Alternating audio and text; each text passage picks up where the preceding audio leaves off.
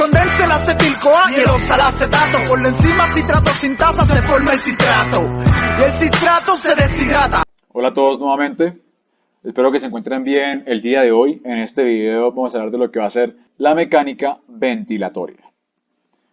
Los tópicos que veremos en este video pues serán los músculos de la respiración, tanto la pasiva como la forzada, estos músculos accesorios. Vamos a hablar de las diferentes presiones del pulmón, la presión pulmonar, la presión alveolar y por ende la transpulmonar. También hablaremos de lo que va a ser la circulación pulmonar, estos diferentes vasos extra e intraalveolares. También tenemos lo que van a ser las zonas de West. Y por último, explicar una patología, la cual será el edema pulmonar y cómo es que este se puede provocar. Así que pues vamos a empezar. Iniciando pues hablaremos de lo que va a ser la respiración pasiva, ¿sí? La respiración pasiva es prácticamente la que estamos teniendo en este momento. Ustedes que están viendo este video pues están respirando de forma pasiva, sin esfuerzo, algo natural, ¿sí? Para ubicarnos pues tenemos lo que va a ser el pulmón. Tenemos lo que es este músculo, que será el músculo diafragma, el cual será importante, ya veremos el porqué. Y tenemos este nervio que será el nervio frénico. Este nervio frénico será el encargado de dar la inervación de este músculo diafragma.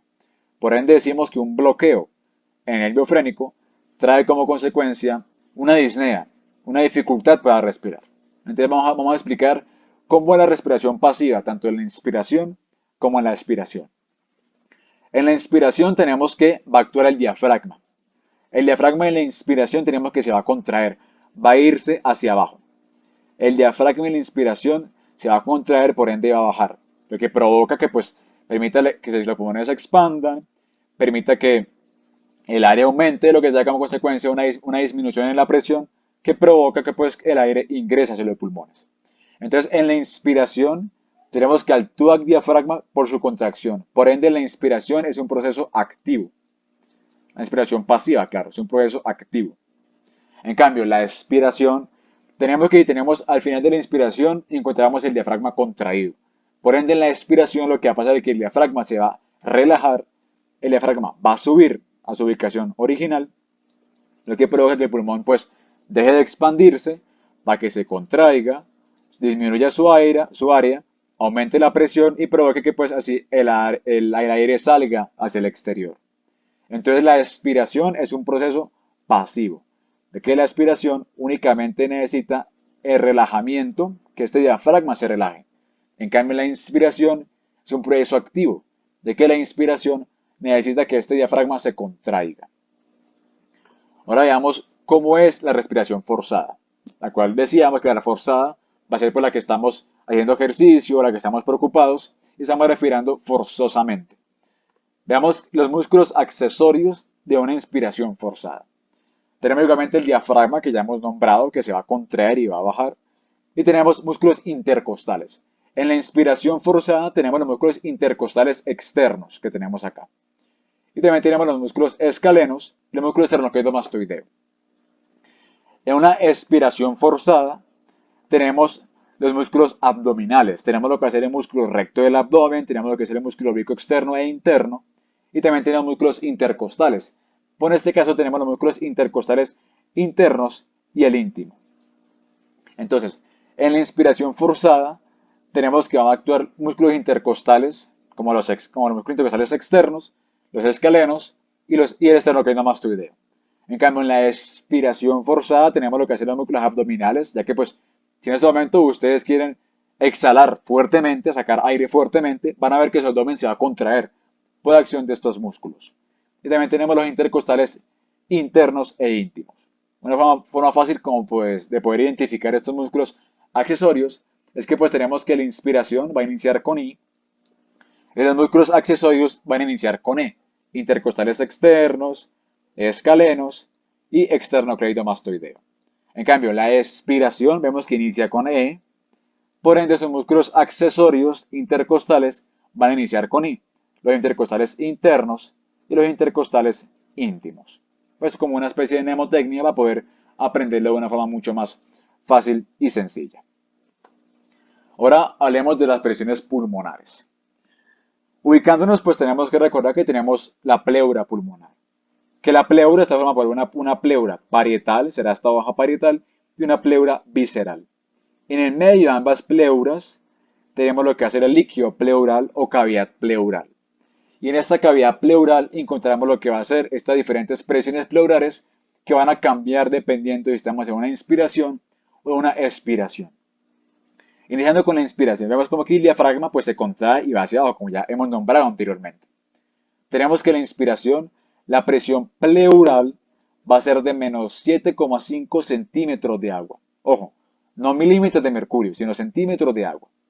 Entonces tenemos que en la inspiración pues tenemos que el pulmón se va a expander y las pleuras van a ejercer una presión hacia afuera, lo que provoca que su presión sea de menos 7,5. En cambio, en la expiración vemos que el diafragma se relaja y vemos que la presión pleural es de menos 5 centímetros de agua. Por esto decimos que la presión pleural en la expiración va a ser menos negativa, o sea, va a estar más cerca al cero. Por ende, es mayor la presión pleural en la expiración. En cambio, vemos que en la inspiración la presión pleural es menor, o sea, es más negativa porque está más alejado del cero. Entonces, la presión pleural en la inspiración es menor y la presión pleural en la expiración es mayor, de menos 5 centímetros de agua. Ahora llamamos la presión alveolar. Esta es la pleural, la que es ejercida por las pleuras, o también llamadas intrapleurales también. Y la presión alveolar va a ser ejercida por el alveolo, ¿no? Pues su nombre lo dice todo. Entonces veamos que el alveolo va a cambiar su diámetro dependiendo si estamos en inspiración y en expiración. Para esto recordemos la fórmula de la presión, ¿no? Presión es igual a fuerza sobre área. Tenemos que tenerlo claro esta fórmula. Entonces, en la inspiración, digamos que en inspiración el área del alveolo se expande, o sea, aumenta el área del alveolo. Pero claro, si el pulmón se expande, pues también el alveolo se va a expandir. Lo que provoca, al expandirse el alveolo y al aumentar su área, provoca que la presión dentro del alveolo disminuya. Entonces, en inspiración, al aumentar el aire alveolar, tenemos que la presión se vuelve negativa, de menos 1 centímetro de agua. En cambio, en la expiración va a pasar lo contrario. Si el pulmón se contrae y disminuye su área, pues tenemos que también el alveolo va a hacer prácticamente lo mismo. Va a disminuir su área. Se va a contraer este alveolo para disminuir su área. Y si tenemos que el área disminuye, pues la presión va a aumentar. Por eso en la expiración, la presión alveolar es de más 1. Es de más 1.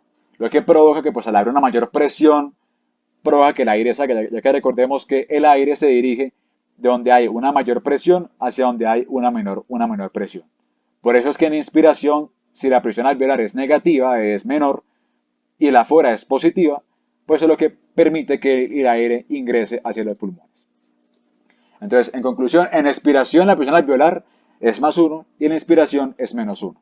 Porque en inspiración el alveolo aumenta su diámetro y en la expiración disminuye su diámetro, lo que provoca que en la inspiración hay una menor presión alveolar y en la expiración una mayor presión alveolar. Ahora veamos la presión transpulmonar, la cual la presión transpulmonar va a ser la diferencia entre la presión que ejerce el alveolo, la presión alveolar, y la presión pleural o la presión intrapleural. Entonces, aquí tenemos una gráfica donde se expresa fácil. Tenemos la presión ejercida por el alveolo y tenemos la ejercida por la pleura. Y la diferencia de ellas va a ser la presión transpulmonar. Esta presión transpulmonar tenemos que va a provocar o va a atender al colapso del pulmón. O sea, esta presión transpulmonar lo que va a hacer es provocar que el pulmón se colapse. Pero gracias a los surfactantes antibronquiolares como pulmonares, que son los que evitan que este pulmón se colapse. Ahora hablaremos de lo que va a ser la circulación pulmonar. Iniciando tenemos que saber que esto va a estar dado va a tener dos tipos de circulaciones. Lo que les vamos a ver que una será una circulación de bajo flujo, ¿sí? La cual tendrá una menor cantidad de sangre, pero por el contrario tendrá una alta presión, la cual tenemos que va a ser la que es dada por la arteria bronquial, que es la que va a dar la nutrición del pulmón. La cual tenemos que la arteria bronquial, tenemos que va a formarse por lo que va a ser la aorta y las arterias intercostales. También tenemos la siguiente que será una circulación, a diferencia de la anterior, una que será de alto flujo, te da gran cantidad de flujo sanguíneo, pero una baja presión. Y tenemos que esa circulación de alto flujo y baja presión es la que es dada por la arteria pulmonar, la cual no va a permitir el intercambio gaseoso. Entonces tenemos una circulación que nos va a dar la nutrición del pulmón, dada por la arteria bronquial, y tenemos una que nos va a permitir, que nos va a dar ese intercambio gaseoso, que es dada por la arteria pulmonar. También tenemos que decir que la circulación que nos da la nutrición es una que es en un circuito en serie, lo cual indica que se suman sus resistencias, lo que nos da como resultado una alta presión. Y la circulación que es dada por la arteria pulmonar, la que nos va a dar ese intercambio gaseoso, es dada como un circuito en paralelo, que sus resistencias se van a sumar, pero divididas sobre 1, que nos dará como resultado una baja presión. Para explicarlo mejor, tenemos aquí el pulmón, tenemos lo que es la aurícula derecha, tenemos lo que es el ventrículo derecho.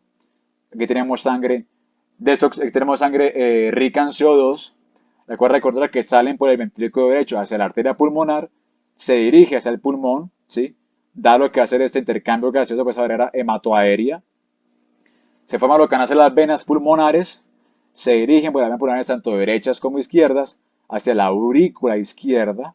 Lo que tenemos ya aquí sangre va a ser rica en oxígeno, va a lo que va a ser el ventrículo izquierdo, y esa van a salir ya lo que va a ser la arteria aorta, que va a ser la circulación sistémica, que va a ser de alta presión. Y esta arteria aorta, pues tenemos que saber lo que van a ser las arterias bronquiales, que va a dar la nutrición de este pulmón, de que pues tenemos que hacer una sangre rica en oxígeno. Entonces, la circulación dada por la arteria pulmonar es la circulación pulmonar, que es de baja presión. Y la circulación dada por la aorta es la circulación sistémica, que es la que nos va a irrigar todo el cuerpo, dar nutrición a todo el cuerpo, que es rica en oxígeno. Aquí pues se puede obviamente ejemplificar de una mejor forma. Tenemos lo que hace la arteria pulmonar, ¿sí? Ha salido el ventrículo derecho, rica en CO2. La arteria pulmonar tenemos que se va a ir a lo que hace el bronquio terminal, bronquio respiratorio, y vemos cómo entra en contacto con lo que va a hacer el alveolo. Aquí pues se da lo que hace el intercambio gaseoso en la barrera hematoaérea, y forma lo que va a ser ya la sangre rica en oxígeno, que formarán lo que van a ser las venas pulmonares, que se irán lo que hacen la aurícula izquierda, para posteriormente pasar al ventrículo izquierdo, formar la arteria aorta y formar lo que van a ser las diferentes arterias que van a dar nutrición a todo el cuerpo. Aquí tenemos una de estas, que es la arteria bronquiolar. La cual recordemos que la bronquiolar es la que le da nutrición al pulmón. Como dato curioso, la arteria pulmonar, luego de nutrir al pulmón, su parte venosa se va a dirigir a lo que va a ser la vena pulmonar para igualmente nuevamente dirigirse a esta aurícula izquierda. Ahora veamos que en la circulación pulmonar, en la arteria pulmonar, tenemos que van a haber dos tipos de vasos. Un vaso extraalveolar y un vaso intraalveolar o alveolar. Los vasos extraalveolares vienen de la arteria pulmonar y, como su nombre dice, pues no están en contacto directo con los alveolos, sino que se encuentran aquí como tenemos acá. También estos vasos extraalveolares son de vía de conducción. En estos vasos no se da intercambio gaseoso, únicamente la conducción sanguínea. Y también vemos que están sujetos a lo que hace la presión intrapleural. Esta gestión ejercida por las pleuras. Entonces los vasos extraalveolares están sujetos a la presión ejercida por las pleuras. En cambio, los vasos alveolares son los que están en contacto directo con el alveolo. Son los que ingresan a ese saco alveolar y van a dar ese intercambio gaseoso en esa barrera hematoaérea. Por ende, si los vasos intraalveolares están dentro o en contacto directo con los alveolos, estos están sujetos a una presión que será la presión alveolar. Ahorita vamos a ver por qué esto es importante. Veamos entonces. Si tenemos que los vasos extraalveolares se encuentran en contacto directo con lo que va a ser la presión intrapleural. En la inspiración, recordemos que el pulmón se expande, ¿no? Por ende, las pleuras se expanden, lo que provoca que el vaso sanguíneo se expande por esa presión ejercida por las pleuras. Y recordemos esta fórmula, que es la fórmula de la resistencia, que la resistencia es inversamente proporcional a lo que será el diámetro. Entonces, si tenemos que en la inspiración aumentará el diámetro del vaso sanguíneo por la presión ejercida por esta presión intrapleural, por ende, al aumentar el diámetro, va a disminuir la resistencia, lo que va a provocar que haya un mayor flujo sanguíneo en estos vasos extraalveolares. En cambio, en los vasos intraalveolares, tenemos que están sujetos a lo que va a ser la presión alveolar. Por ende, en el caso de la inspiración, pues tenemos que los alvéolos se encuentran aumentados de diámetro, están ejerciendo presión sobre estos vasos sanguíneos, esos capilares. Por ende, si los alvéolos ejercen presión, pues lo que van a hacer es achiquitar, lo que van a hacer es colapsar estos capilares. Por ende, cuando estamos en inspiración, el diámetro de los vasos alveolares tenemos que va a disminuir, lo que provoca un aumento en la resistencia, que se complique más el paso sanguíneo en la inspiración a estos vasos alveolares. En cambio, tenemos que en la expiración va a pasar lo contrario. En la expiración, pues recordemos que la pleura se va a contraer junto al pulmón, lo que provoca que haya un mayor ejercimiento de esta presión pleural hacia el centro, que contraigan estos vasos extraalveolares. Por ende, en la expiración tenemos que el diámetro de los vasos extraalveolares va a disminuir, lo que trae como consecuencia un aumento en la resistencia. Por ende, en la expiración, el flujo sanguíneo de los vasos extraalveolares va a ser menor. Y va a pasar al contrario en los vasos alveolares. Pues recordemos que en la expiración, pues los vasos alveolares va a disminuir su diámetro, va a disminuir esta área de estos alvéolos, lo que provoca que la fuerza ejercida por esos alvéolos va a ser menor. Por ende, va a ganar la presión capilar ejercida hacia el alvéolo. Por ende, tenemos que el diámetro de los vasos sanguíneos alveolares va a aumentar, lo que trae como consecuencia una disminución en la resistencia. Por ende, en la inspiración tenemos que hay un menor flujo sanguíneo en los vasos extraalveolares y hay un mayor flujo sanguíneo en los vasos alveolares. De hecho, en esta imagen se puede ver mucho mejor. Tenemos la expiración, veamos como los vasos extraalveolares, que son los azules, vemos como en una mayor resistencia que tenemos acá, ¿sí? Que sería la que vimos acá, que en la expiración hay una mayor resistencia, ya que pues al contrario del pulmón hay mayor presión sobre estos vasos extraalveolares que provoca que se cierre su diámetro. A diferencia de los vasos alveolares, que tenemos que en la expiración la resistencia que ejercen va a ser menor, pues en la expiración los alvéolos se encuentran de menor diámetro, en cambio ganará lo que hace la presión capilar, por ende la resistencia de los vasos alveolares en la expiración es menor.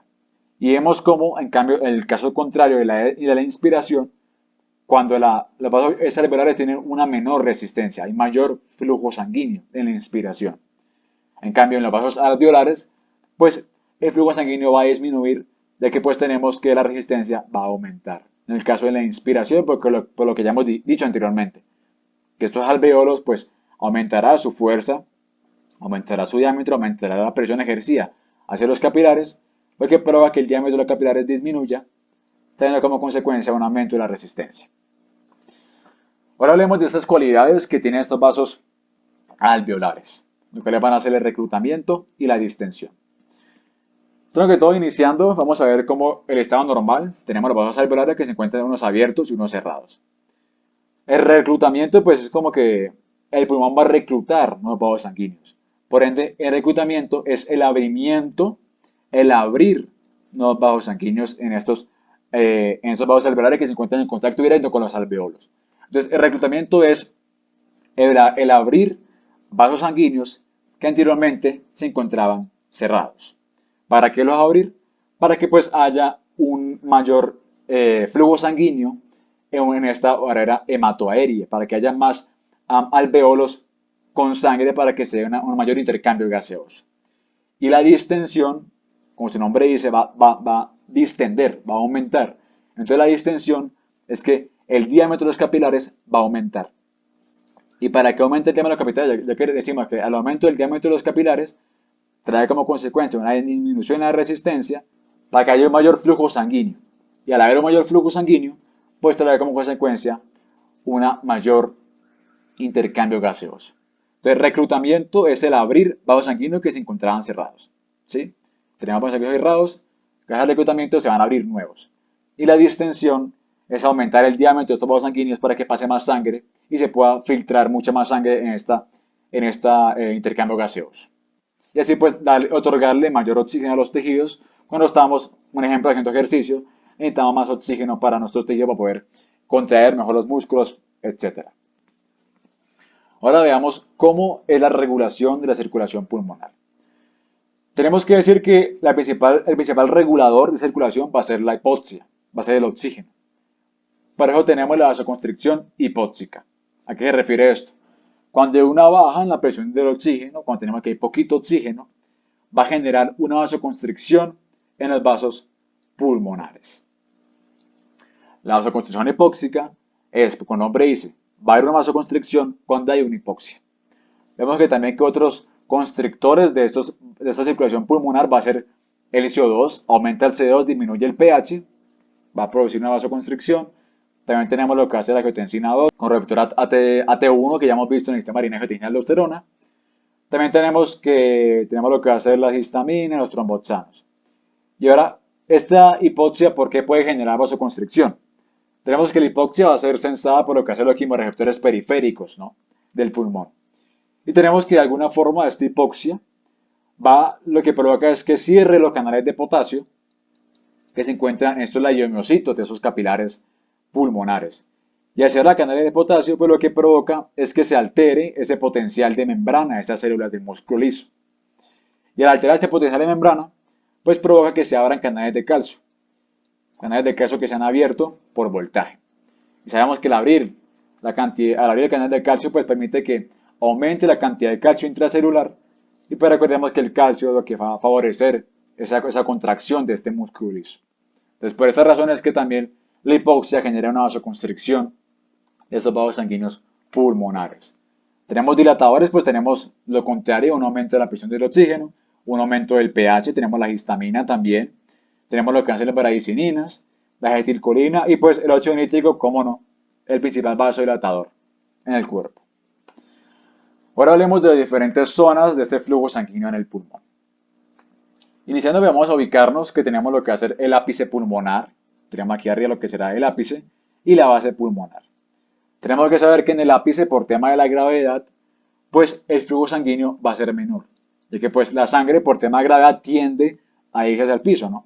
Entonces en el ápice va a haber menor cantidad de sangre y va a haber mayor cantidad de aire, que pues el aire y los gases tienden a irse hacia arriba. En cambio, en la base pulmonar, pues si decimos que por la gravedad va a haber mayor cantidad de sangre en la base pulmonar y por diferencia,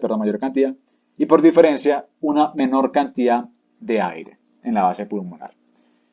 Lo que nos provoca, también tenemos que saber que hay diferentes presiones en juego en estas zonas de flujo. Tenemos lo que va a ser la presión ejercida por el capilar hacia el alveolo y tenemos lo que va a ser la presión del aire alveolar. La presión que ejerce el aire sobre el alveolo.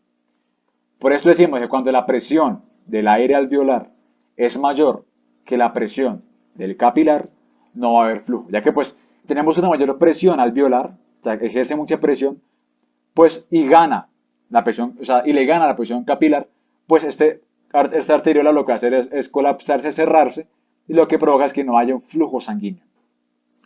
Por ende, esto hace referencia a la primera zona de West, que ahorita veremos que no es fisiológica. Hablando de Roma, tenemos lo que es la zona de West. Vamos a explicar las diferentes zonas de West. Vamos a ubicarnos en la zona de 1, que fue la que dijimos que no es fisiológica, lo que significa que es patológica. Tenemos la zona 2, que se encuentra en el ápice del pulmón. Y tenemos la zona 3, que se encuentra en la base del pulmón. Por ende, la zona 1. Vemos que en la zona 1 el capilar se encuentra como cerrado, ¿no?, como colapsado. ¿Por qué será esto? Porque en la zona 1 lo que va a pasar es que la presión alveolar va a ser mucho mayor que la presión capilar. Por ende, en la zona 1 va a haber una ausencia de flujo durante todas las porciones del ciclo cardíaco. O sea, va a haber una ausencia de flujo tanto en sístole como en diástole. Por lo que la presión alveolar le va a ganar a la presión capilar. Y se va a contraer porque la presión va a ejercer una fuerza sobre los capilares que provoca que se cierren y el flujo sanguíneo pues sea prácticamente que nulo en ambas zonas, tanto en sístole como en diástole. Ahora, la zona 2. Vemos que en la zona 2 se encuentra como que a veces cerrado y a veces abierto. Esto significa que va a haber un flujo sanguíneo intermitente. ¿A qué me refiero con intermitente? Que va a ser diferente para en sístole como para en diástole. Recordemos que en sístole la presión va a ser mayor, ya que pues en sístole va a ser esa contracción del pulmón, va a ser esa contracción de este corazón, por ende la sangre va a salir con mayor presión. Entonces cuando hay sístole, la presión del capilar es mayor que la alveolar Y en sístole sí va a haber flujo sanguíneo por la zona 2. En sístole, en la zona 2, sí hay intercambio gaseoso. En cambio, en diástole, que cuando el corazón se relaja, pues tenemos que en diástole la presión va a disminuir. Por ende, en diástole va a ser mucho mayor la presión del capilar, la presión del alveolo que la del capilar. Entonces, en diástole tenemos que no va a haber flujo. Por esto decimos que el flujo en la zona 2 va a ser intermitente. Sí hay flujo en sístole, pero no hay flujo en diástole. En cambio, la zona 3, que se encuentra en la base del pulmón, recordemos que en la base va a haber mayor cantidad de sangre por tema de gravedad y va a haber menor cantidad de aire por tema de gravedad igualmente. Por eso en la zona 3 tenemos que el flujo sanguíneo es continuo. ¿Qué refiero con continuo? Que va a ser igual para sístole como para diástole. La presión del capilar va a ser mayor tanto en sístole como en diástole, ya que pues en la base al haber más cantidad de sangre, pues la presión ejercida debe ser menor para poder haber un flujo sanguíneo. Ahora por último, ya para culminar, hablemos de lo que es el edema pulmonar, esta patología. El edema pulmonar va a ser cuando los alveolos se llenan de agua, se llenan de líquido principalmente de agua. Entonces, veamos cómo en esta radiografía, a diferencia de esta que era normal, veamos cómo encontramos estructuras radiopacas en este pulmón, o sea, estructuras blancas, a diferencia de un pulmón normal, en el cual encontramos únicamente lo que van a ser estos capilares pulmonares, pero no encontramos estructuras blancas como tal. Esas estructuras blancas hacen referencia a ese agua, esa cantidad de agua que se encuentra acumulada en los alveolos. También vemos que se encuentra pues una hipertrofia del ventrículo izquierdo, pues que tiene un ventrículo izquierdo grande. Y pues mire la comparación entre una persona normal y una pues que se encuentra con edema, la cantidad de esas estructuras blancas o radiopacas en el pulmón. Ahora veamos por qué se da este edema pulmonar. Debemos recordar cómo es la circulación del corazón, pues tenemos que llegar la sangre desoxigenada a la aurícula derecha, pasará a lo que es el ventrículo derecho, este pasará a lo que es la arteria pulmonar, que pues se dirigirá a lo que va a ser el pulmón para ese intercambio gaseoso que ya hemos visto, que es la circulación pulmonar, la que es de baja presión, y vemos que esta arteria pulmonar al pasar por los alveolos toma lo que son las venas pulmonares que llevan sangre rica en oxígeno, los cuales pues llegan a la aurícula izquierda, pasa lo que es el ventrículo izquierdo y sale por lo que va a ser la arteria aorta. Ahora, un edema pulmonar es cuando hay una falla cardíaca. El corazón no puede ejercer la suficiente presión para sacar la sangre. Lo que pasa es que lo que genera que la sangre se acumule en el ventrículo, provocando así que la sangre se empiece a devolver hacia las aurículas, en este caso la aurícula izquierda, y que provoca que la sangre se devuelva por las venas pulmonares, provocando así que haya un mayor flujo en retroceso en estos capilares alveolares. Y recordemos que cuando hay un mayor flujo, una mayor volemia, genera consigo que haya una mayor presión hidrostática, ya que pues el agua prácticamente ejerce una presión hidrostática y recordemos que la presión hidrostática lo que hace es favorecer la salida del agua. Entonces en este caso, si tenemos una mayor presión hidrostática en este capilar, provoca que el agua salga en mayor cantidad a este alveolo y provoca que se acumule grandes cantidades de agua en el alveolo y que se vea como se ve en esta imagen, llenos de agua en dichos alveolos. Y recordemos que la cantidad de sustancia, en este caso de agua en el alveolo, va a afectar directamente a esta barrera hematoaérea. Por ende, esta persona va a tener probablemente una hipoperfusión, ya que pues no se va a intercambiar la cantidad suficiente de oxígeno y pues no va a tener oxígeno suficiente en los tejidos. Por esta razón, por este retorno venoso y que aumente la presión hidrostática y se llena de agua este alveolo. Y bueno, eso sería todo por este video en el cual explicamos diferentes temas. Espero haber sido claro en los temas explicados. Y bueno, fue un gusto explicar este tema de mecánica ventilatoria. Nos vemos en el siguiente video y gracias por escuchar.